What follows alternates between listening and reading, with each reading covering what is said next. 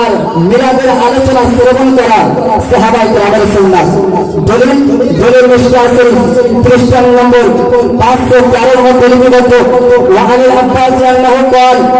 جاء الى النبي صلى الله عليه وسلم فكأنه سامع شيئا فقام رسول الله صلى الله عليه وسلم على المنبر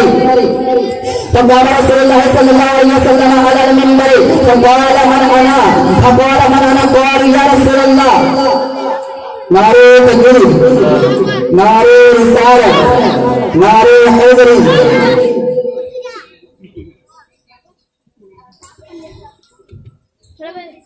तो बिरादर इस्लाम से हदीस हमें आराधना पाठ करছি किताब मिशकात शरीफ ख्रिस्टान नंबर 513 মধ্যে লিপিবদ্ধ ওয়ানিল আব্বাস আন্নাহু জাআ ইলা নবী সাল্লাল্লাহু আলাইহি ওয়াসাল্লাম فكأنه سامع شيئا فقام رسول الله صلى الله عليه وسلم على المنبر فقال من انا قال يا رسول الله انت رسول الله صلى الله عليه وسلم قال انا محمد بن عبد الله بن عبد المطلب ان الله خلق الخلق في خيرهما ثم جعلهم فرقتين فجعلني في خيرهم فرقة ثم جعلهم قبائل فجعلني في خيرهم قبيلة ثم جعلهما بيوتا فجعلني في خيرهم بيتا فأنا خيرهم نفسا وأنا خيرهم بيتا جو محمد بن سبحان الله ব্রাদার ইসলাম হযরত আব্বাস রাদিয়াল্লাহু তাআলা আনহু বলেন আমি রাস্তা দিয়ে যাচ্ছিলাম কে যেন আমার প্রিয় নবী মুস্তাফা সাল্লাল্লাহু আলাইহি ওয়াসাল্লামের খানদানের প্রতি একটা মিথ্যাচার করলো, একটা খারাপ ধরনের কথা বললো। আমার প্রিয় নবী মুস্তাফাকে আমি এসে বললাম, তখন আমার নবী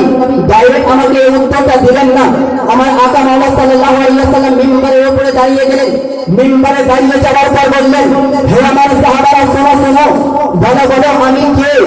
তখন সমস্ত সাহাবা ব্রাদার ইসলাম আজকে যদি আপনাদের গ্রামের আলেম আপনাকে এসে যদি জিজ্ঞাসা করে, হে আমার মুক্তাদিরা আমি কে, তখন তারা উত্তর দিবে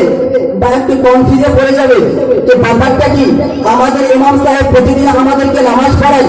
আমি প্রতিদিন তার পিছনে নামাজ পড়ি, আবার আমাদেরকে জিজ্ঞাসা করছে আমি কে। তখন মুক্তাদি বলবেন, আজকে তুমি কি নতুন এসেছো আমাদের গ্রামে, আমি কি আপনাকে চিনি না? ব্রাদার ইসলাম সাহাবায়ে কেরাম যখন জিজ্ঞাসা করেন, আমার নবী মুস্তাফা যখন জিজ্ঞাসা করেন, হে আমার সাহাবারা আমি কে, তখন সাহাবায়ে কেরাম হতবাক হয়ে গেলেন, চিন্তিত হয়ে গেলেন, নবী আমার কি বলতে চাচ্ছেন। তো সাহাবায়ে কেরাম বুঝতে পারলেন অবশ্যই কিছু রহস্য রয়েছে, নাহলে আমার নবী মুস্তাফা আমাদের কেন জিজ্ঞাসা করলেন। তখন সমস্ত সাহাবী রাসূল বলতে লাগলেন, আনতা রাসূলুল্লাহ,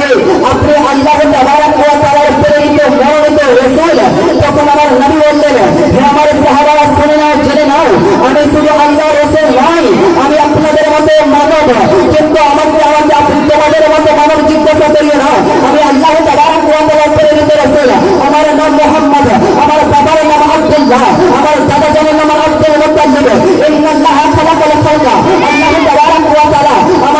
আমাকে সৃষ্টি করেছেন, সবচাইতে অতি উত্তম করে সৃষ্টি করেছেন। ব্রাদার মিল্লাত ইসলামিয়া নবী আমারে বললেন যে আল্লাহ তাবারাক ওয়া তাআলা ফিরকা তৈরি করলেন। এই ফিরকার মধ্যে মহান আল্লাহ তাবারাক ওয়া তাআলা যেটা সবচেয়ে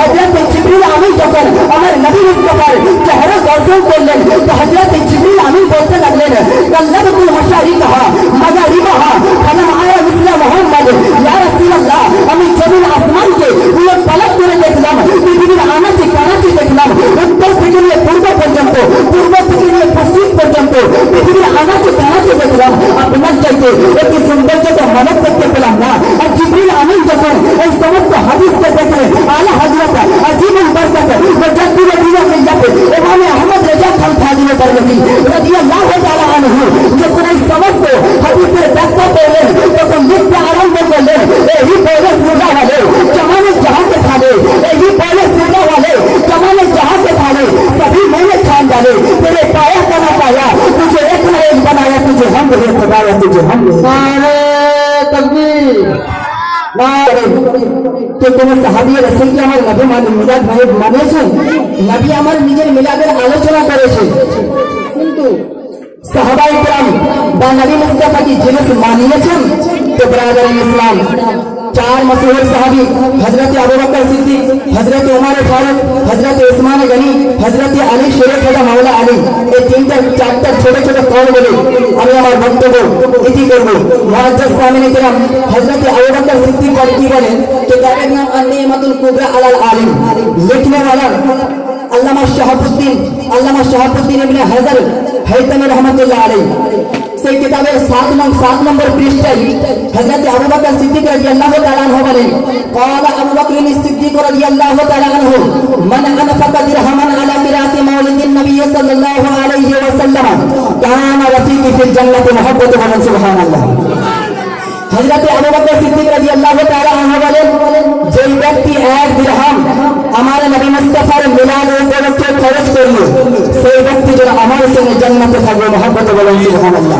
কারণ আবু বকর সিদ্দীক একদিন হযরত আবু বকর সিদ্দীক রাস্তা দিয়ে হেঁটে যাচ্ছেন হযরত আলী শেরে খোদা দেখে মুসলিম হযরত আলী শেরে খোদাকে দেখে হযরত আবু বকর মুসলিম হাসেন হযরত আলী শেরে খোদা বললেন হে আবু বকর তুমি কেন হাসেন তখন আমার হযরত আবু বকর সিদ্দীক রাদিয়াল্লাহু তাআলা আনহু বলেন कि हमें हमारे प्रिय नबी मुस्तफा के बोलते শুনেছি যে হযরত আলী যে ব্যক্তিকে জান্নাতের টিকিট দিবেন সেই ব্যক্তি জান্নাতে প্রবেশ করবেন তখন হযরত আলী মুসলিম হাসতে হাসতে বললেন যে হে আবু বকর সিদ্দিক শোনো আমার নবী যখন আমাকে এই কথা বলেছিলেন তখন আরেকটি কথা বলেছিলেন হযরত আবু বকর বলে কি বলেছিলেন বলেছিলেন যে আমার নবী মুস্তফা বলেছেন হে আলী ওই সৌভাগ্যবান ব্যক্তিকে জান্নাতের টিকিট দিবে যার দিলের মধ্যে হযরত আবু বকর সিদ্দিকের প্রেম ভালোবাসা থাকে সুবহানাল্লাহ তো হযরত আবু বকর সিদ্দিককে ভালোবাসে হযরত আলীর হাতে জান্নাতের টিকিট পেতে গেলে হযরত আবু বকর সিদ্দিকের প্রতি প্রেম ভালোবাসা রাখা উচিত না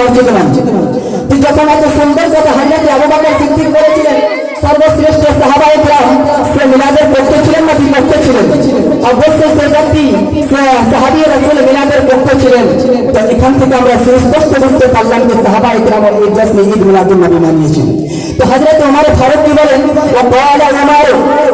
رضي الله تعالى عنه من قدم مولد النبي صلى الله عليه وسلم فقد احيا الاسلام হযরত ওমর ফারুক রাদিয়াল্লাহু তাআলা আনহু বলেন যে ব্যক্তি জশ্নে ঈদ মিলাদুন নবীকে তাজিম করে জশ্নে ঈদ মিলাদুন নবীর সম্মান করলো সেই ব্যক্তি যেন ইসলামকে জিন্দা করে দিল وقال عثمان رضي الله تعالى عنه من انفق درهما على قراءة مولد النبي صلى الله عليه وسلم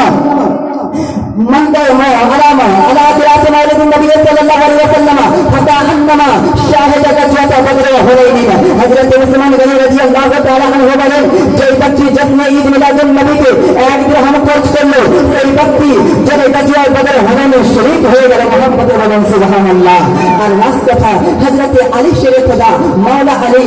তিনি কি বলেন যিনি জঙ্গে খাইবার যিনি হযরত মা ফাতিমা জাহরা রাদিয়াল্লাহু তাআলা আনহার স্বামী যিনি হযরত হাসান ও কারিমানের আব্বা জান যিনি হযরত আলী শেরে খোদা হলেন সমস্ত ওলিদের সরদার তিনি কি বলেন وقال علي رضي الله تعالى عنه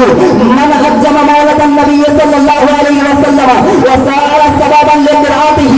لا يدخل من الدنيا الا بالايمان ويدخل الجنه بغير حساب হযরত আলী শেরে খোদা মাওলা আলী বলেন যে ব্যক্তি জশ্নে ঈদ মিলাদুন নবীর তাজিম করলো সম্মান করলো সেই কারণে যে আজকে আমার প্রিয় নবী মুস্তাফার জন্মদিবস আজকে আমার প্রিয় নবী মুস্তাফার দিবস এই দিনে আমার প্রিয় নবী মুস্তাফা এই পৃথিবীর বুকে আবির্ভাব করেছিলেন এই দিনে আর তামান্না রেখে এই আকাঙ্ক্ষা রেখে কোন ব্যক্তি যদি সে জশ্নে ঈদ মিলাদুন নবীর তাজিম করে সেই ব্যক্তি যতক্ষণ পর্যন্ত দুনিয়া থেকে বিদায় নেবে না ততক্ষণ পর্যন্ত সে ইন্তিকাল হবে না ততক্ষণ পর্যন্ত সে ব্যক্তিত মুমিন হয়ে যাবে ওয়ায়াদখুলুল জান্নাতা বিগাইরি হিসাব আর যে ব্যক্তি পরিচিত মুমিন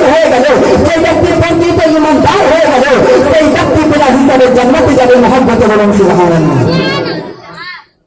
ইসলাম, সময় খুব কম, এখান থেকে আমার বক্তব্য দিতে করলাম। কথাবার্তার মধ্যে যদি হয়ে থাকে ভুল ত্রুটি তো ক্ষমা প্রার্থী। ওয়া মা আলাইনা ইল্লাল বালাগ। আসসালামু আলাইকুম ওয়া রাহমাতুল্লাহি ওয়া বারাকাতুহু।